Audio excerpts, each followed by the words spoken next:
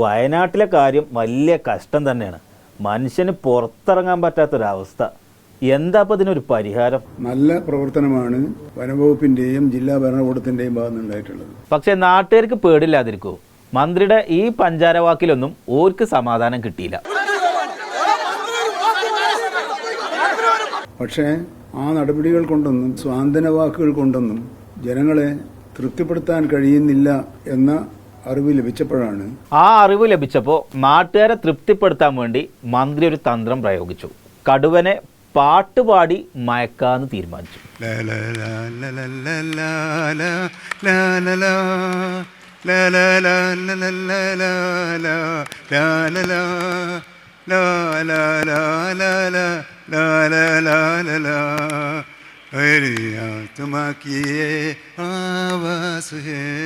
കടുവ ഇറങ്ങിയതിനേക്കാളും കലിപ്പിലാണ് ഈ പാട്ട് കേട്ടപ്പോൾ നാട്ടുകാർ നോക്കിയത്. അത് അതിദാരുണമായ ഒരു കാഴ്ചയായിരുന്നു. വനം മന്ത്രി പാട്ടും പാടി നടക്കുന്നത് ഏത് സാഹചര്യത്തിലാണെന്ന് മനസ്സിലായോ? വയനാട്ടിൽ തുടർച്ചയായി വന്യമൃഗങ്ങളുടെ ആക്രമണം മൂലം മനുഷ്യജീവൻ നഷ്ടപ്പെടുകയും കൃഷിനാശം സംഭവിക്കുകയും ചെയ്ത സാഹചര്യത്തിൽ ആ സാഹചര്യത്തിൽ നാട്ടിലെ വനം മന്ത്രി എന്താ ചെയ്തതെന്ന് കണ്ടില്ല. ചുപ്പ് ചുപ്പ് ചലനമേ ക്യാ രാഗ് ഹൈ ക്യോം ചുപ്പ് നാ സകേ പരമാത്മാ.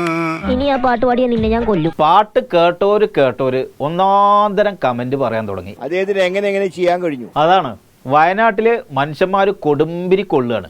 ആ സമയത്ത് മൈക്കെടുത്ത് പാടാന് വനം മന്ത്രിക്ക് എവിടുന്നാണ് ധൈര്യം കിട്ടിയത് എന്നാണ്. ബഹുമാനപ്പെട്ട മുഖ്യമന്ത്രിയുമായി സംസാരിച്ചു.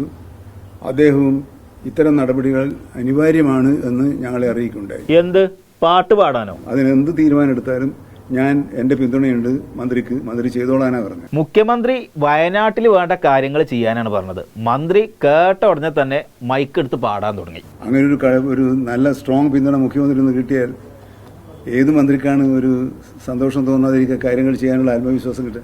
അപ്പോൾ വർദ്ധിച്ച ആത്മവിശ്വാസത്തോടു കൂടിയാണ് ഞങ്ങൾ ഈ കാര്യങ്ങളൊക്കെ ചെയ്തുകൊണ്ടിരിക്കുന്നത്. വർദ്ധിച്ച ആത്മവിശ്വാസത്തോടെ കടുവ ഇറങ്ങണ സമയത്ത് പാട്ടുപാടി കടുവനെ മയക്കാൻ വേണ്ടി തീരുമാനിച്ചു. പ്രേമ കി ഹൈ ആഗ് സജനി ജോ ഇധർ ലഗേ ഓർ ഉധർ സജേ തേരി പീതി പൈ ബടാ ഹം നാജ് ഹൈ.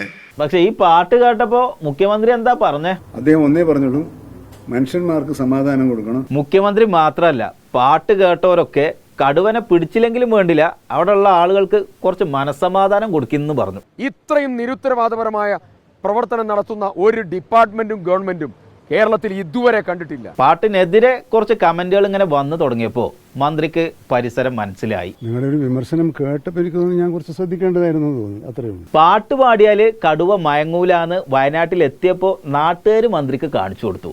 മന്ത്രിമാരുടെ പാട്ട് കേട്ടാല് കടുവ മയങ്ങണ കാലം വരെ ആരൊക്കെ മന്ത്രിമാരായി ഉണ്ടാവും എന്നുള്ളത് കാത്തിരുന്ന് കാണാം.